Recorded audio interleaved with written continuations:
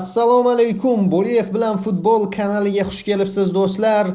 Nihoyat uzoq kutilgan El Clasico yetib keldi. Copa del Rey finalida ertaga 26-aprel kuni Barselona Real Madridga qarshi maydonga tushadi. Bu o'yin jamoalarning mavsumdagi o'zaro 3-to'qnashuvi bo'ladi.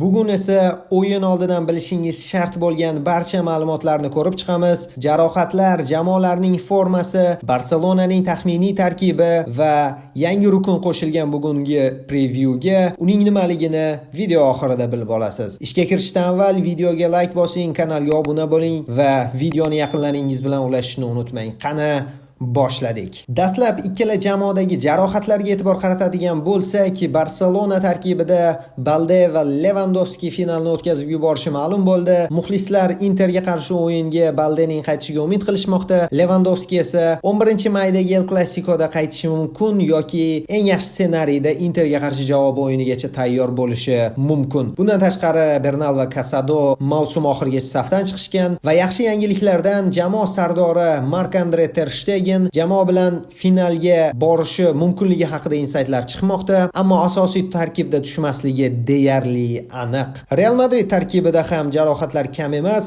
Getafe bilan o'yinda Alaba va Camavinga jarohat olishdi. Camavinga uchun mavsum yakunlandi. Alabaning qachon qaytishi esa aniq emas. Shunday qilib Realda qanot himoyasida variantlar kamaydi. Oxirgi matbuot anjumanida Carlo Ancelotti aytib o'tdiki, bizda faqatgina Fran Garcia o'ynashga tayyor deb. Ammo kechagi xabarlarga ko'ra, Ferlan Mendy guruh mashg'ulotlariga qaytdi va katta ehtimol bilan o'yinni asosiy tarkibda boshlashi mumkin va xabarlarga ko'ra, Ferlan Mendy Lamine Yamalga personal yopishga harakat qiladi. Buni ko'rganmiz. Bu mavsumda allaqachon 2 marta to'qnashishdi. Hozircha ish bergani yo'q. Nima bo'lishini ertaga bilib olamiz. Bundan tashqari Mbappeda ham biroz diskomfort yuzaga kelgan edi. Arsenalga qarshi o'yindan keyin Getafe bilan o'yinni o'tkazib yubordi, ammo u ham guruh mashg'ulotlariga qaytgan. Katta ehtimol bilan Kylianni asosiy tarkibda ko'ramiz. Albatta uzoq muddatli jarohatlardan Realda Carvajal va Militao yordam bera olishmaydi. Jamoalarning so'nggi o'yinlariga e'tibor qaratadigan bo'lsak, Barselona oxirgi 5 ta o'yinda 4 ta g'alabani qo'lga kiritdi. Bitta mag'lubiyat Dortmundga qarshi javob uchrashuvida qayd etildi. So'nggi o'yinda esa Flick shogirdlari Mallorca ustidan minimal hisobda g'alaba qozonishdi. Albatta 1-0 avvalgi videoda ham gaplashgan edik. Juda ko'p vaziyatlar yaratishgan edi, ammo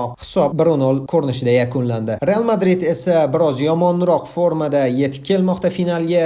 Oxirgi 5 ta o'yindan 3 tasida g'alabaga erishgan. O'sha 3 ta o'yinda ham 1-0 hisobi qayd etilgan. Juda ham qiynalib, uzoq masofadan zarbalar bilan yoki Courtois'ning super sevlari bilan g'alabalarni qo'lga kiritmoqda Ancelotti shogirdlari. Ikkala mag'lubiyat ham Arsenaldan qabul qilib olingan. So'nggi o'yinda madridliklar qo'shnilari Getafeda mehmon bo'lib, minimal hisobda g'alaba qozonishdi. Arda Gülerning uzoq masofadan urgan goli Real Madridni La Liga poygasida saqlab qolyapti. Nihoyat Barselonaning ehtimoliy tarkibiga e'tibor qaratadigan bo'lsak, yuqorida aytib o'tdim, Balde, Lewandowski hamda Casado yordam bera olishmaydi. Asosiy tarkib esa quyidagicha ko'rinish olishi mumkin. Darvozada albatta Chesneyni kutyapman. Ter Stegen hali tayyor emas. Markaziy himoyada savollar yo'q menimcha. Inigo va Kubarsi o'z pozitsiyalarini egallashadi. O'ng qanotda Kunde va Balde yo'qligida chap qanotni Gerard Martini egallashini kutyapman. Albatta darajada farq katta,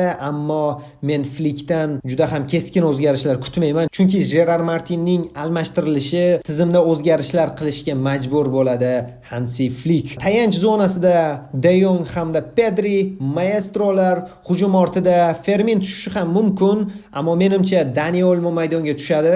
Insaytlarga ko'ra Flickning asosiy savoli shunda: Fermin yoki Dani Olmodan birini tanlash. Qanotda esa vingerlarimiz Lamin hamda Rafinha va nihoyat Lewandowski o'rnida striker Akula Ferran Torres harakat qiladi. Menimcha, albatta yakuniy qaror Flick tomonidan amalga oshiriladi.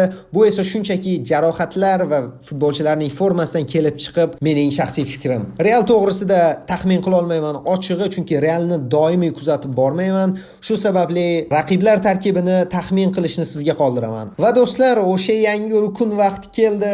U ham bo'lsa taxminiy hisob. Oldindan aytmoqchiman, bu mening shaxsiy fikrim. Qo'shilsangiz like bosing, qo'shilmasangiz, o'z taxminingizni izohlarda qoldiring. Jamoalarning formasidan va ayniqsa Barselonaning muhim futbolchilari avvalgi o'yinda dam olganligidan kelib chiqib, men Flick jamoasining g'alabasini taxmin qilyapman.